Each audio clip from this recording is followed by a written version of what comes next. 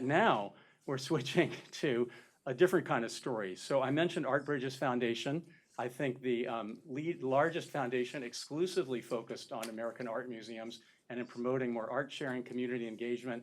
Its CEO is Anne Kraybill, who is the founding director of education and community engagement at Crystal Bridges, so knows that ecosystem, also went off and has run museums herself. And she's going to be talking to some of her partners, to Adam Levine, the director of the Toledo Art Museum, and Sam Gill, the CEO of the Doris Duke Foundation, about new ways of thinking about sharing art. So thank you. Thank you, Stephen. I'll just give you the kind of 20,000-foot overview of Art Bridges in case folks don't know about it. But it was founded by Alice Walton. She created Crystal Bridges Museum of American Art in her hometown because she believed everybody deserved access. But she did so with, how much storage do you have, Rod? Minimal storage. She does not believe that art can exist without a viewer. So she really has this very, directive to the curatorial team that these artworks need to get out, and it doesn't necessarily need to be at Crystal Bridges, but they need to be out in the world. And if they haven't been out in a certain amount of time, should we even have it? So they're a nervous curatorial team over there with that directive, but it has a really robust program as a result. So this idea of can we get art out of storage then kind of blew up into a national model of can we work with partners who have really great collections and redistribute them across the country to institutions that maybe have great core collections, but they just don't have acquisition funds.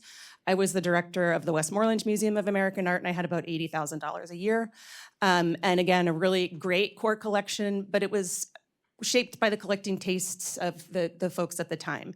But we also find really great collections in small institutions too. The Ulrich, Vivian's here from in Wichita, Kansas. Small gallery space, but really great works of art. So we essentially give logistical and financial support to get the works out of storage. But one of our bigger barriers is not having anything to do with money or our team of registrars or being able to get art shippers and pay for the insurance and the crating. Our big issue is registrars and conservators. And so we run into issues with them all the time. Michael says he's got a really great relationship with his conservation team.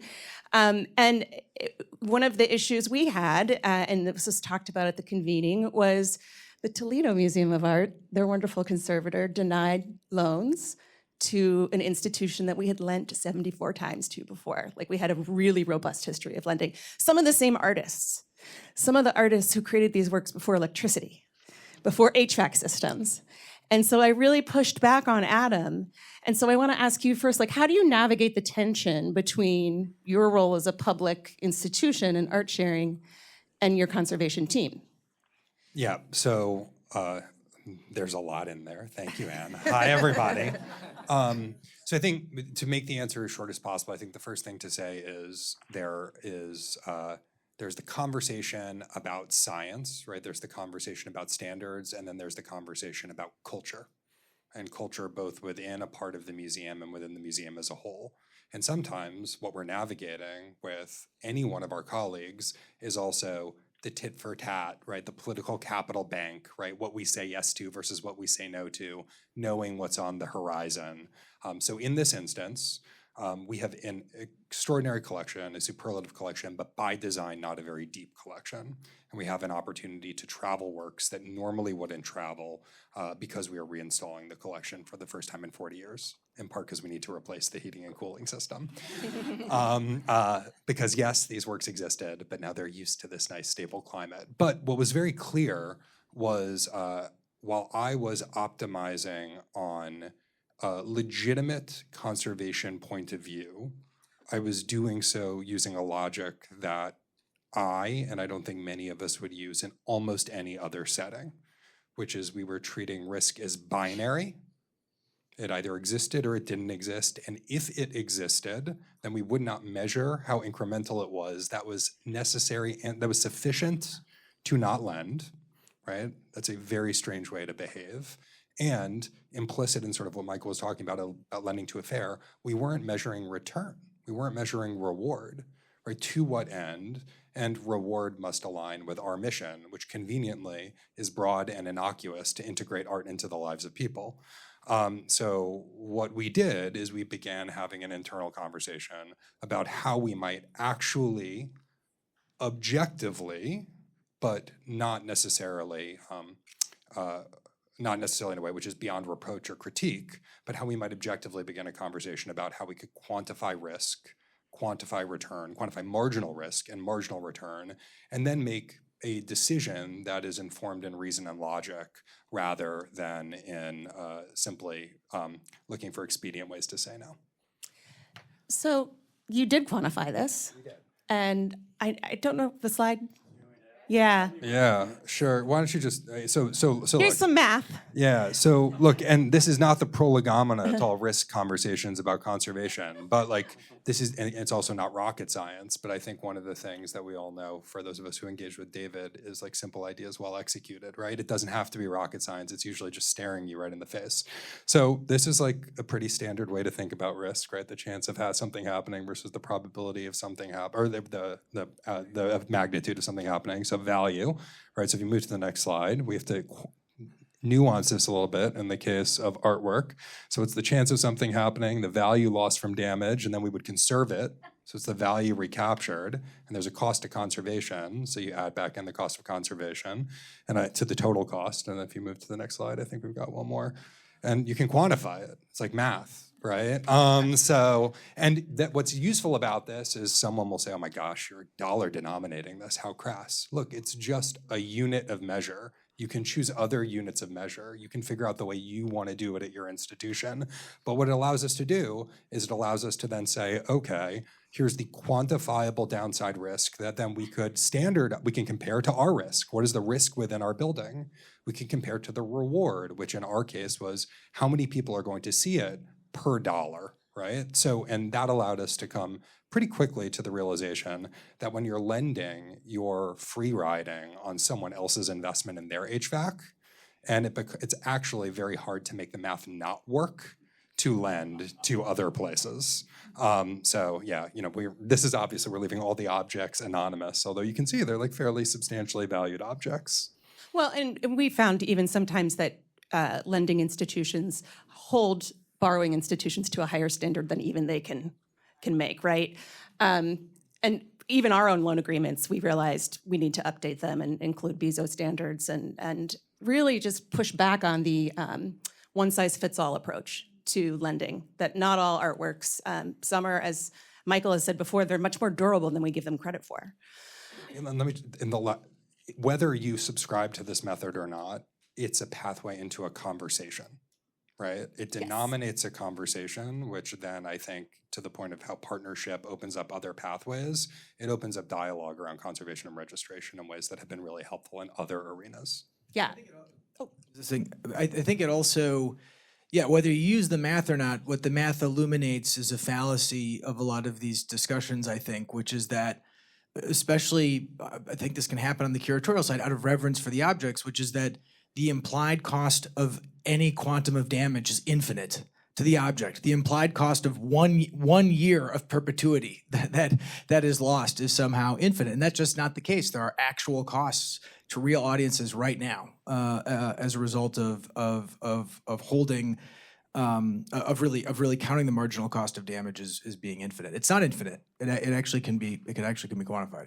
So Sam, talk a bit about your thinking after this convening in Shangri-La and the 4,500 objects that you steward at the Doris Duke Foundation. Yeah, so just so people have context, Doris Duke Foundation is a private foundation that operates a range of national programs, but we also own and operate 2 centers that were estates of Doris Dukes. And one center is a spectacular compound in urban Honolulu called Shangri-La. And the sort of defining feature of Shangri-La is this really remarkable collection of more than 4,000 objects from global Muslim cultures, many of which are sort of built into the structure.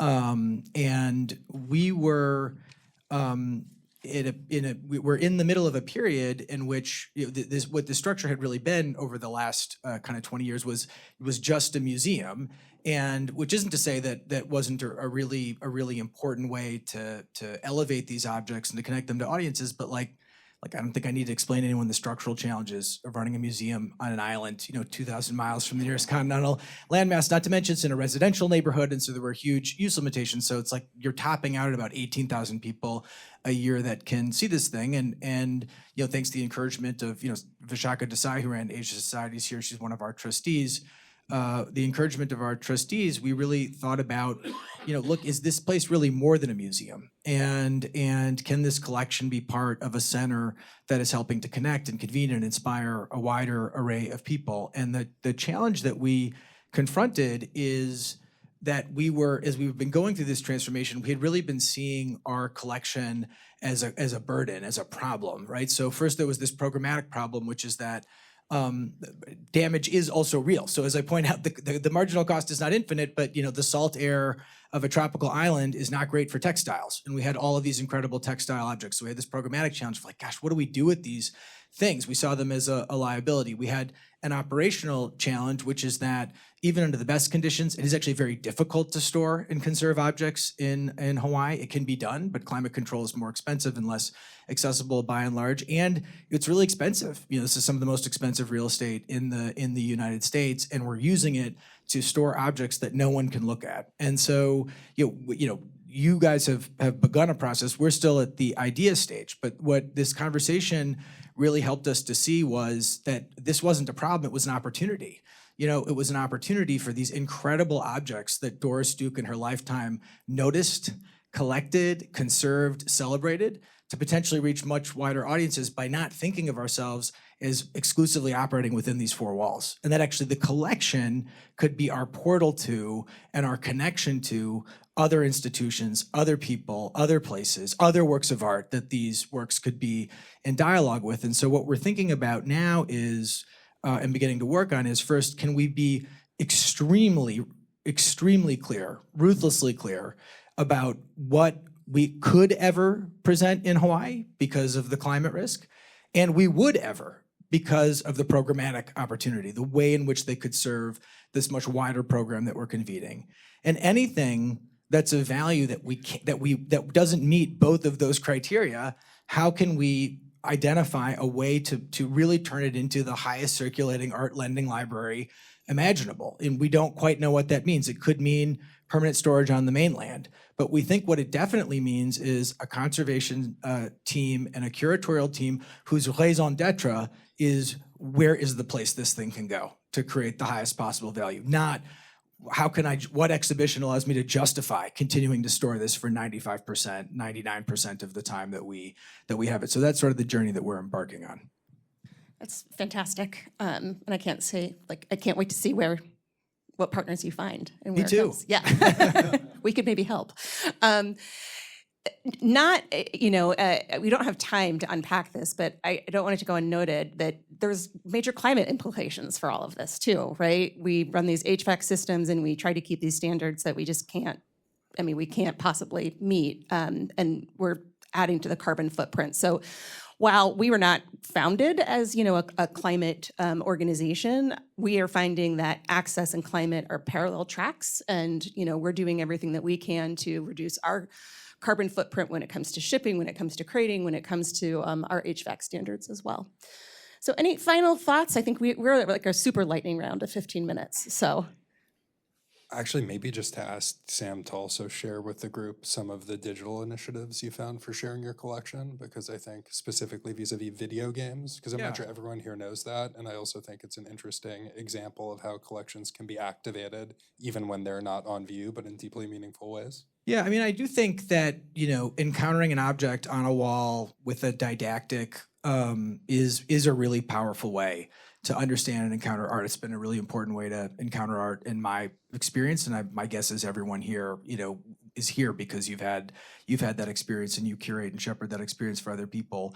But it's obviously not the only way, that you can encounter art. And I think, all kinds of curatorial forms of media, whether it's news media, whether it's entertainment media, or whether it's sort of this more rarefied media of fine art, I think they're caught between, a lot of institutions are caught between meeting audiences where they are and judging audiences for having new tastes and new approaches. And the latter approach is just not practically that successful, in addition to being a little bit I think moralistic. And so, because we face some of these intrinsic structural challenges in getting audiences into the compound, we've really increasingly tried to say, look, anywhere that you can encounter the art that Doris Duke collected and be inspired by it, that's what Shangri-La is. So we placed some of our objects in Assassin's Creed Mirage, which is part of one of the best-selling tentpole franchise games, where their historical setting reflected some of the strengths of our collection. And our view wasn't, this is an advertisement to come to our museum. It's like, this is Shangri-La for you. And why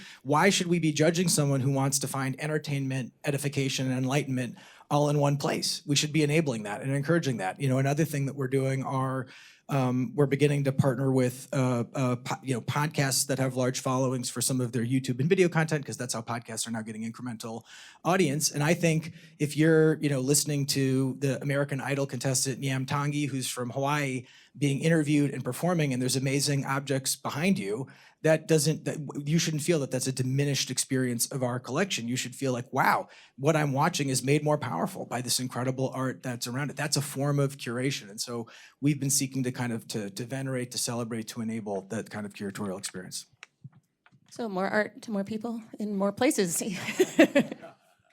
Thank you. Thanks, Anne. Thanks, Anne.